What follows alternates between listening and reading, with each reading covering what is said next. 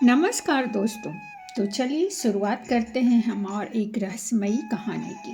भगवान शिव ने बताया कि सबसे बड़ा मुंह क्या होता है जो आत्मा को बांध कर रखता है। कैलाश की चोटी पर भगवान शिव ध्यान मग्न बैठे थे। माता पार्वती ने मधुर स्वर में विनम्रता से पूछा, स्वामी, यह संसार मोह और बंधनों से घिरा हुआ है। प्रत्येक प्राणी किसी न किसी आसक्ति में उलझा रहता है। शास्त्रों में कहा गया है कि मोह ही आत्मा को बांध देता है, परंतु मेरे मन में यह प्रश्न बार बार उठता है कि सबसे बड़ा मोह कौन सा है जो आत्मा को सबसे गहरे बंधन में जकड़ लेता है और उसे बार बार जन्म मरण के चक्र में लौटा लाता है। कृपया कर मुझे इस रहस्य से अवगत कराइए। शिव मुस्कुराए और मंद मुस्कान के साथ बोले, देवी, तुम्हारा प्रश्न अत्यंत गूढ़ है। मोह अनेक प्रकार के होते हैं। धन का मोह, देह का मोह, संबंधों का मोह, यश और पद का मोह, ये सब आत्मा को बांधते रहते हैं। किंतु इनमें से कौन सबसे प्रबल है, यह केवल शास्त्र वचन से नहीं समझा जा सकता। इसे हृदय में उतारने के लिए एक प्राचीन प्रसंग सुनाना आवश्यक है। तो सुनो, मैं तुम्हें वह कथा सुनाता हूँ। इतना कहते ही कैलाश की निस्तब्ध वायु मानो ठहर गई और चारों ओर केवल शिव वाणी की गंभीर गूंज गई। महादेव बोले, बहुत प्राचीन समय की बात है। आर्यावर्त में धर्मसेन नामक एक राजा राज करता था। वह धर्मप्रिय, दयालु और सत्यनिष्ठ शासक था। उसके राज्य में सुख, शांति और समृद्धि थी। प्रजा उसे पिता समान मानती थी। हर दिन वह स्नान पूजन करता, यज्ञ हवन कराता और ब्राह्मणों को दान देता। सबको लगता था कि ऐसा धर्मात्मा राजा कभी कोई गलती नहीं कर सकता। परंतु हे देवी, मनुष्य कितना भी धार्मिक क्यों न हो, उसके हृदय में कोई न कोई आकांक्षा अवश्य छिपी रहती है। धर्मसेन के मन में भी एक गहरी इच्छा थी, संतान पाने की। उसके राजमहल में वैभव था, प्रजा का प्रेम था, धर्म कर्म की प्रतिष्ठा थी, पर संतान न होने के कारण उसके मन को शांति नहीं मिलती थी। वर्षों तक उसने व्रत रखे, यज्ञ किए और ऋषि मुनियों से आशीर्वाद लिया। अंततः समय आया और उसे एक तेजस्वी पुत्र की प्राप्ति हुई, जिसका नाम रखा गया राघव। पुत्र के जन्म के साथ ही धर्मसेन का जीवन बदल गया। अब उसका सारा ध्यान, सारा प्रेम और सारी शक्ति उस बालक पर केंद्रित हो गई। यहीं से वह बंधन जन्मा जिसने आगे चलकर उसके जीवन की दिशा ही बदल दी। राजमहल में जब राघव की पहली किलकारी गूंजी, उसी क्षण से राजा धर्मसेन का जीवन जैसे बदल गया। पहले जो समय वह प्रजा की सभाओं और राजकाज में लगाता था, अब उसका बड़ा हिस्सा राघव के निकट बीतने लगा। राज दरबार में निर्णय लेने के बाद भी उसके मन में यही चिंता रहती, मेरा पुत्र क्या कर रहा होगा, कहीं रो तो नहीं रहा, उसे भोजन समय पर मिला या नहीं। बालक राघव बहुत ही चंचल और तेजस्वी था। उसके छोटे छोटे कदम पूरे राजमहल में आनंद का संचार करते। जब वह राजा की उंगली पकड़कर आंगन में चलता तो राजा को लगता कि मानो उसे समस्त संसार मिल गया हो। रानी पद्मावती बार बार समझाती, राजन, यह पुत्र आपका है, पर यह ईश्वर की देन है, इसे उसी भाव से पालना। पर धर्मसेन का हृदय दिन प्रतिदिन मोह के धागों से बंधता जा रहा था। देवी, जब राघव ने बोलना सीखा और पहली बार पिता कहकर पुकारा, उस क्षण राजा के नेत्रों से आनंद आश्रु बह निकले। उसे लगा कि यह पुकार ही जीवन का सबसे बड़ा वरदान है। धीरे धीरे जैसे जैसे राघव बढ़ा, वैसे वैसे राजा का मोह भी गहराता गया। वह प्रजा और राज के कल्याण में भी सब कुछ देखता, पर अंतर मन में एक ही बात बसती, मेरा पुत्र सुखी रहे, उसे कोई कष्ट न हो। गुरुकुल भेजने का समय आया तो गुरुजनों ने कहा, राजन, संतान का धर्म है कि वह शिक्षा के लिए गुरुकुल जाए, वहीं से उसका व्यक्तित्व निखरेगा। राजा का मन कांप गया। उसे लगा कि पुत्र से अलग होना कठिन है, पर धर्म और परंपरा के कारण उसने राघव को गुरुकुल भेजा। पर दिन रात उसके मन में यही चिंता बनी रही कि पुत्र वहाँ कैसा होगा, उसे कोई कष्ट तो नहीं होगा। देवी, यही मोह की जड़ें थी जो धीरे धीरे और गहरी होती चली जा रही थी। राघव के प्रति प्रेम स्वाभाविक था, परंतु जब प्रेम धर्म से ऊपर जाने लगे तो वही प्रेम मोह बनकर आत्मा को बांध देता है। वर्षों बाद राघव ने गुरुकुल की शिक्षा पूर्ण की। वह शास्त्रों में निपुण, धनुर्विद्या में पारंगत और नीति धर्म में दक्ष होकर लौटा। उसके तेजस्वी मुख पर विनम्रता और गुरुजनों का संस्कार झलक रहा था। राजमहल में उसके स्वागत के लिए बड़ा उत्सव हुआ। नगरवासियों ने दीप जलाए, ढोल नगाड़े बजे और लोग जय घोष करने लगे। राजकुमार राघव की जय। राजा धर्मसेन गर्व और आनंद से भर उठा। उसके नेत्र बार बार राघव पर ही टिके रहते। सभा में भी जब कोई विषय उठता तो राजा कहता, इस पर राघव क्या सोचता है। मंत्रियों ने कई बार कहा, राजन, राजकुमार अभी अनुभव में नया है, समय के साथ वह निर्णय लेना सीखेगा।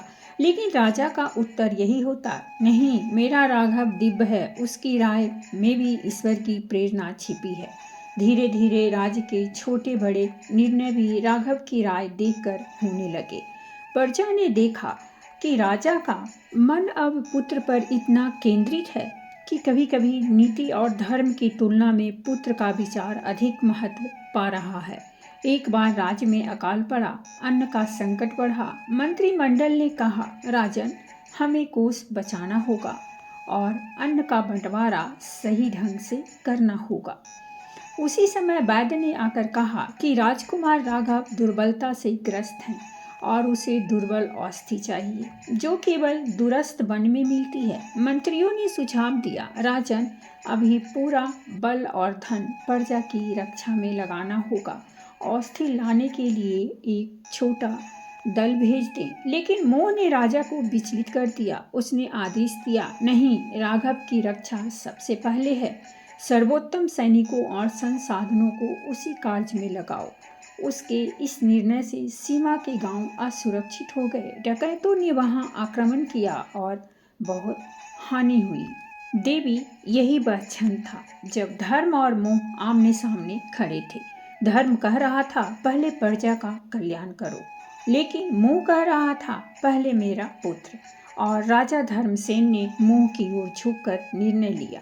राजा धर्मसेन के आदेश से श्रेष्ठ सैनिकों और राजकोष का बड़ा भाग उस दुर्लभ औषधि को लाने में लगाया गया। सेनापति स्वयं राजकुमार राघव के लिए दल लेकर वज्रधारा वन की ओर गया। कई दिनों तक सैनिक उसी कार्य में लगे रहे। अंततः औषधि लाई गई और राजकुमार स्वस्थ हो गया।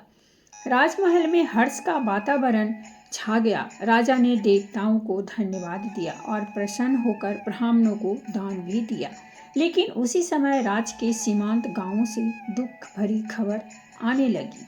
डकैतों ने कई गांवों पर हमला किया, अन्न कोठार लूट लिए, पशु चुरा लिए और लोगों को मार पीट कर भयभीत कर दिया।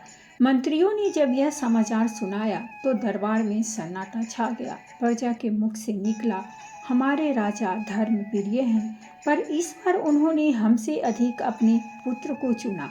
गांव की स्त्रियां रोती बिलखती हुई नगर में आई और बोली, राजन, हम भी तो आपके बच्चे हैं, हमारी रक्षा किसके भरोसे होगी।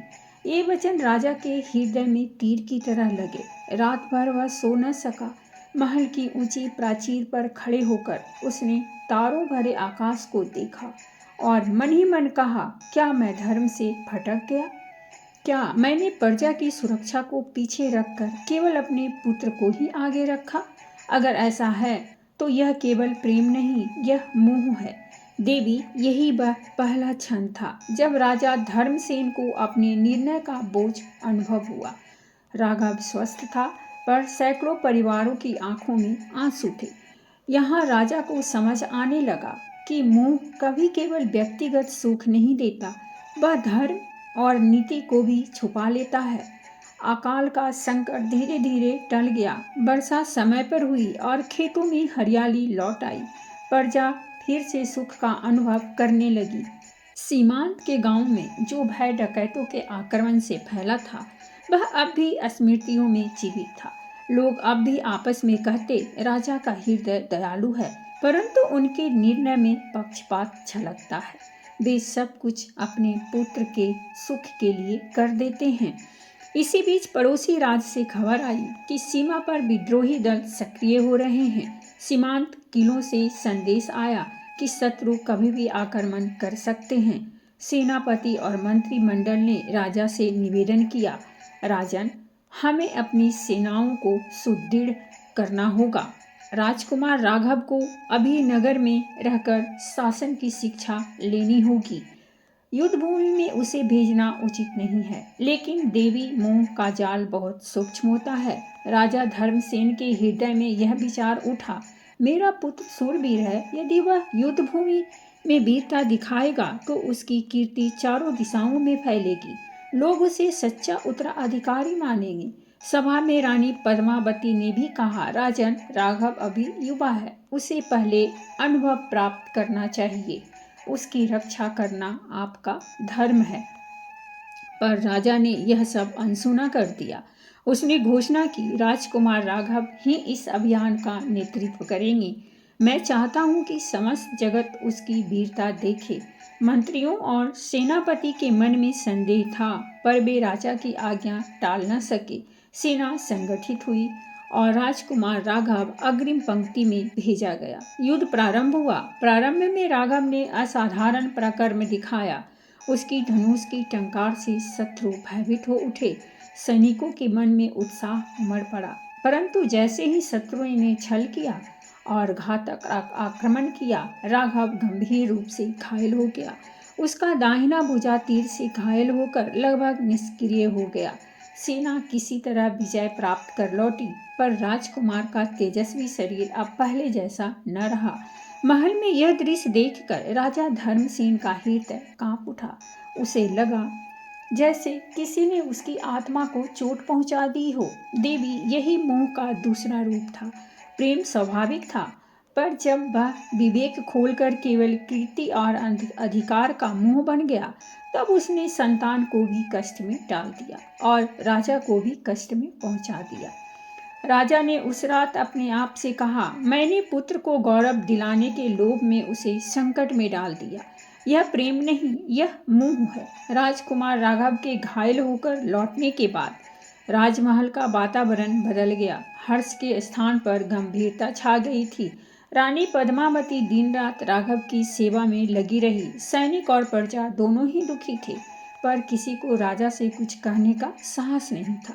सब जानते थे कि यह स्थिति केवल मोह के कारण आई है। राजा धर्मसेन रात भर सो नहीं पाते। वे महल की ऊंची प्राचीर पर टहलते और आकाश की ओर देखते। मन ही मन कहते, क्या यही मेरा धर्म है? मैंने अपने पुत्र को महान बनाने की चाह में उसे संकट में डाल दिया।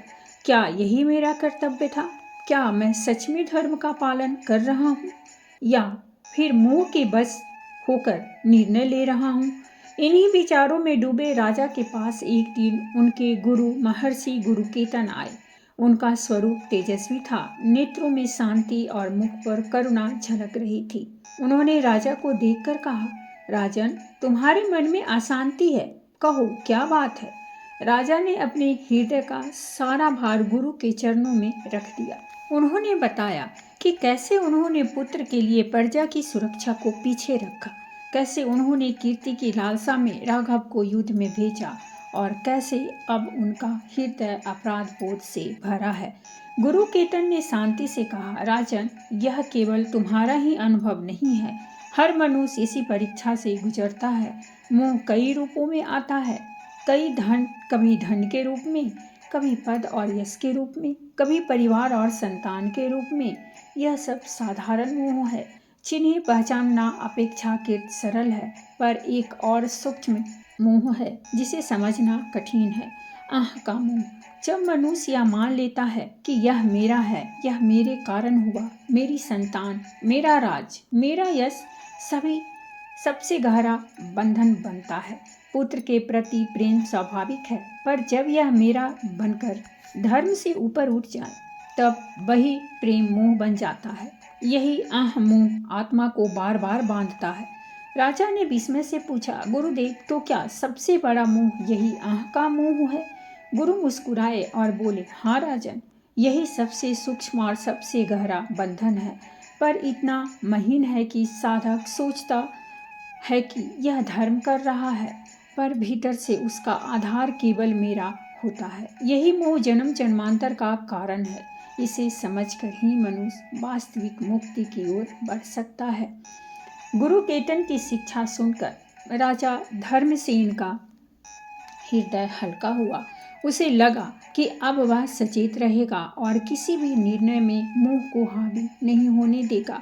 उसने मन में निश्चय किया, अब मैं धर्म को सबसे ऊपर रखूंगा, चाहे परिस्थिति कैसी भी क्यों ना हो। लेकिन देवी मोह का स्वभाव यही है कि वह बार बार अलग अलग रूप में आकर साधक की परीक्षा लेता है। कुछ ही महीनों बाद राज्य में एक नया अफसर आया। प्राचीन काल से यह परंपरा थी कि समय समय पर राजा सोम यज्ञ का आयोजन करता था, पर यह यज्ञ केवल राजा के वैभव का प्रतीक नहीं था, बल्कि प्रजा की समृद्धि और राज की रक्षा का भी प्रतीक माना जाता था। मंत्रियों ने कहा, राजन, यज्ञ की तैयारी करनी होगी। यह आयोजन प्रजा का उत्साह बढ़ाएगा और देवताओं की कृपा भी प्राप्त होगी। राजा सहमत हुआ, पर उसी समय नगर में एक नई विपत्ति का संकेत दिखाई दिया। वैद्यराज ने बताया कि एक संक्रामक रोग फैल रहा है। यदि तत्काल उपाय न किए गए तो महामारी का रूप ले सकता है। मंत्रियों ने सुझाव दिया, राजन, यज्ञ अवश्य हो, पर राजकोष का बड़ा भाग रोग निवारण और औषधि दान में लगाना चाहिए। पर राजा धर्मसेन सोच में पड़ गया। तभी महल से खबर आई कि राघव की पत्नी गर्भवती है और शीघ्र ही राज को उत्तराधिकारी मिलने वाला है। यह सुनते ही राजा का हृदय उमंग से भर उठा। उसने सोचा, यदि इस समय यह वैभवपूर्ण ढंग से किया जाए तो देवताओं की कृपा दुगनी होगी, संतान का जन्म और भी शुभ होगा और राज की कीर्ति दूर दूर तक फैलेगी। देवी, यही वह क्षण था जब मोह ने फिर से राजा को परखा। धर्म कह रहा था, प्रजा का स्वास्थ्य पहले है। मोह कह रहा था, यज्ञ को भव्य बनाओ, कीर्ति और कुल का गौरव बढ़ाओ। राजा कुछ क्षण मौन रहा। उसे गुरु केतन की बातें याद आई। हर निर्णय में देखो कि उसमें मेरा कितना है। जहाँ मेरा अधिक है वहाँ मोह छिपा। राजा ने गहरी सांस ली और घोषणा की, यज्ञ अवश्य होगा, पर भव्यता और आडंबर छोड़कर। देवता हृदय की श्रद्धा से प्रसन्न होते हैं, दिखावे से नहीं। राजकोष का बड़ा भाग नगर की रक्षा और रोग निवारण में लगेगा। उसके इस निर्णय से नगरवासियों के मन में राजा के लिए फिर से सम्मान जागा। यज्ञ साधारण परंतु पवित्र भाव से संपन्न हुआ और रोग का प्रकोप भी धीरे धीरे शांत हो गया। देवी, इस बार राजा ने मोह पर विजय पाई। उसने समझा कि धर्म का अर्थ केवल बाहरी कर्मकांड नहीं है, बल्कि प्रजा की रक्षा और समत्व की ही सच्चा धर्म है। समय बीतता गया, राज्य में शांति लौट आई। राजा और प्रजा दोनों प्रसन्न थे और राघव धीरे धीरे अपनी घायल भुजदंड के बावजूद नीति और प्रशासन में दक्ष होता गया। राजा धर्मसेन को लगता था कि अब सब कुछ ठीक हो रहा है। उसने अपने भीतर यह विश्वास भी पाल लिया था कि अब वह मोह को पहचान सकता है और उससे दूर रह सकता है। पर देवी, मोह का जाल बड़ा ही सूक्ष्म और गहरा होता है। जब साधक सोचता है कि वह मोह से मुक्त हो गया है, तभी वही मोह किसी और रूप में सामने आकर उसकी सबसे बड़ी परीक्षा लेता है। एक दिन नगर में हाहाकार मच गया। संक्रामक ज्वर की नई लहर फैली। अनेक लोग बीमार पड़ गए। वैद्यराज ने दिन रात सेवा की, पर रोग का प्रकोप बढ़ता ही गया। दुर्भाग्य से इस बार राजमहल भी अछूता नहीं रहा। राजकुमार राघव भी उसी ज्वर की चपेट में आ गया। पूरा महल शोक और भय से भर गया। रानी दिन रात पुत्र की सेवा में लगी। वैद्यराज ने कहा, राजन, इस रोग का परिणाम अनिश्चित है। देव कृपा न होगी तो रोगी को बचाना कठिन है। राजा धर्मसेन का हृदय कांप उठा। उसने अपने मन से कहा, यदि राघव को कुछ हो गया तो मैं कैसे जीऊंगा? मेरा राज, मेरा धर्म, मेरी साधना सब व्यर्थ हो जाएगा। यहाँ तक सोचते सोचते उसकी आंखों से आंसू बहने लगे। देवी, यही वह क्षण था जब मोह ने अपनी सबसे गहरी चोट की। अब यह केवल धन, पद या यश का मोह नहीं था, यह उस सबसे गहरे बंधन का रूप था जिसमें आत्मा यह मान लेती है कि बिना किसी प्रिय कि उसका अस्तित्व अधूरा है। उस रात राजा धर्मसेन राजमंदिर में अकेला गया। वहां दीपक की लौ कांप रही थी। उसने शिवलिंग के सामने सिर झुकाकर कहा, हे प्रभु, अब मैं कुछ नहीं जानता। यदि राघव को जीवित रखना आपके हाथ में है तो कृपा कर उसे बचा लीजिए। यदि उसका जीवन यही तक है तो मुझे भी यह शक्ति दीजिए कि मैं इसे आपका ही विधान मान सकूं। मैं अब अपने पुत्र को भी मेरा कहकर पकड़ना नहीं चाहता। मैं उसे भी आपके चरणों में समर्पित करता हूँ। उस क्षण राजा के हृदय का बोझ उतर गया। आंसुओं के साथ एक अद्भुत शांति उतर आई। प्रातःकाल जब वैद्यराज ने देखा तो राघव का ज्वर धीरे धीरे उतर रहा था। सबने कहा, देव कृपा हुई। देवी इस घटना ने राजा को सबसे बड़ा ज्ञान दिया। उसने समझा कि सबसे बड़ा मोह यही है, अपनेपन का मोह, जिसमें जीवन यह मान लेता है कि यह मेरा है, यह मेरे कारण है और बिना इसके मैं अधूरा हूँ। यही मोह आत्मा को बांधता है और मुक्त नहीं होने देता। भगवान शिव ने कथा का यह प्रसंग सुनाकर माता पार्वती की ओर देखा और शांत स्वर में बोले, देवी, यही वह रहस्य है। राजा धर्मसेन की कथा केवल एक व्यक्ति की नहीं बल्कि हर जीव की है। किसी को धन का मोह बांधता है, किसी को यश का, किसी को संतान या परिवार का, परंतु इन सब के पीछे जो सबसे गहरा बंधन है वह है अपनेपन का मोह। जब जीव यह मान लेता है कि यह मेरा है, यह मेरा परिवार है, यह मेरा धन है, यह मेरा शरीर है, तब वही तेरा मेरा का भाव आत्मा को बांध देता है। यही सबसे बड़ा मोह है। और देवी, यह मोह इतना सूक्ष्म है कि साधक को भी यह प्रेम या कर्तव्य जैसा लगता है, परंतु जब वही प्रेम धर्म से ऊपर हो जाए, वही कर्तव्य सत्य से दूर कर दे, तो समझो मोह ने आत्मा को जकड़ लिया है। माता पार्वती ने गंभीर स्वर में पूछा, स्वामी, यदि यही सबसे बड़ा मोह है तो इससे मुक्ति कैसे संभव है? जीव तो संसार में रहते हुए संबंध निभाने से बच नहीं सकता। भगवान शिव मुस्कुराए और बोले, देवी, मोह से मुक्ति का मार्ग वैराग्य से भागने में नहीं बल्कि समत्व और समर्पण में है। जीव को चाहिए कि वह अपने कर्तव्यों को निभाए, परिवार और संतान से प्रेम करे, लेकिन यह स्मरण रखे कि यह सब ईश्वर की देन है। जहाँ मेरा का भाव मिटता है और सब ईश्वर का है का भाव जागता है, वहीं से बंधन ढीला होने लगता है। समत्व का अभ्यास करो। सुख मिले तो प्रसाद मानो, दुख मिले तो परीक्षा समझो। स्मरण का अभ्यास करो। हर श्वास में यह याद रखो कि मैं देह नहीं, मैं आत्मा हूँ जो ईश्वर का अंश है, और समर्पण का अभ्यास करो। हर निर्णय, हर कर्म ईश्वर के चरणों में अर्पित कर दो। जब मनुष्य यह कह सके कि हे प्रभु, मैं कुछ नहीं, सब आप ही हैं, तब मोह की जड़ कट जाती है। इतना कहकर भगवान शिव मौन हो गए। माता पार्वती के नेत्रों से आंसुओं की धार बह निकली। उनके हृदय में अद्भुत शांति और भक्ति उमड़ आई।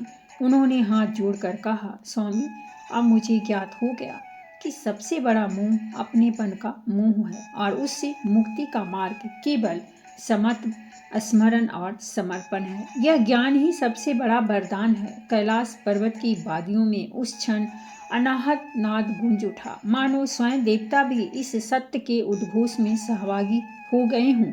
भगवान शिव ने माता पार्वती की ओर देखते हुए कहा, देवी, अब तक तुमने राजा धर्मसेन की कथा से यह जान लिया कि मोह का सबसे सूक्ष्म और सबसे गहरा रूप अपनेपन का मोह है। लेकिन इसे और अच्छे समझने के लिए मैं तुम्हें कुछ प्रसंग सुनाता हूँ। ये प्रसंग साधारण प्रतीत होंगे, पर इनमें छिपा सत्य बहुत ही गहरा है। पहला प्रसंग, साधु और उसका कमंडल। एक बार एक साधु अनेक वर्षों तक तप करता रहा। उसका मन संसार से विरक्त था। उसे धन, परिवार और यश सबका त्याग कर दिया था उसने, परंतु उसके पास एक कमंडल था जिससे वह जल पीता था। पर वह कमंडल उसका सबसे प्रिय साधन बन गया। एक दिन वन में डाकुओं ने उस पर हमला किया और कमंडल छीन लिया। साधु रोने लगा और कहने लगा, मेरा कमंडल मेरी तपस्या का साथी, इसे क्यों ले गए? देवी, यह देखकर देवताओं ने कहा, देखो इसे। धन का मोह तो इसने छोड़ दिया, परिवार का मोह छोड़ा, पर कमंडल के प्रति मोह से मुक्त न हो पाया। यही सबसे बड़ा बंधन है। जहाँ मेरा का भाव है वही आत्मा बंध जाती है। दूसरा प्रसंग, व्यापारी और तिजोरी। एक व्यापारी दिन रात धर्म का पालन करता, मंदिर में दान देता और ब्राह्मणों को भोजन कराता, लेकिन उसके मन में अपनी तिजोरी को लेकर भय और चिंता रहती। वह बार बार देखता कि उसका धन सुरक्षित है या नहीं। जब मृत्यु समीप आई तो उसने अपने पुत्र से कहा, बेटा, मेरी तिजोरी का ध्यान रखना, उसमें ही मेरी आत्मा बसी है। देवी उस क्षण यमदूत आए और बोले, देखो, इस आत्मा ने जीवन भर धर्म का कर्म किया, परंतु मोह धन में ही रहा। इसी कारण यह फिर उसी बंधन में जन्म लेगी। तीसरा प्रसंग, माता और संतान। एक माँ अपनी संतान से अत्यधिक प्रेम करती थी। प्रेम स्वाभाविक था, पर जब संतान धर्म के विपरीत चलती तो भी माँ उसे रोकती नहीं। वह कहती, मेरा पुत्र जैसा है वैसा ही ठीक है। परिणाम यह हुआ कि संतान का पतन हुआ और माँ का भी दुख से हृदय भर गया। भगवान शिव बोले, देवी, यहाँ प्रेम दोष नहीं है, लेकिन जब धर्म और सत्य के ऊपर केवल मेरा पुत्र का भाव आ जाए तो वही प्रेम मोह बन जाता है और आत्मा को बांध देता है। भगवान शिव ने कहा, इन प्रसंगों से स्पष्ट है कि मोह केवल बाहरी वस्तुओं का नहीं होता। यह किसी संबंध, किसी साधन, किसी उपलब्धि या किसी भाव तक से भी हो सकता है, और जब तक मेरा शब्द जीव के भीतर है तब तक वही सबसे बड़ा बंधन है। माता पार्वती गंभीर स्वर में बोली, स्वामी, अब मुझे यह बात और गहराई से समझ आने लगी है कि मोह का मूल कारण अह और मेरा तेरा का भाव है।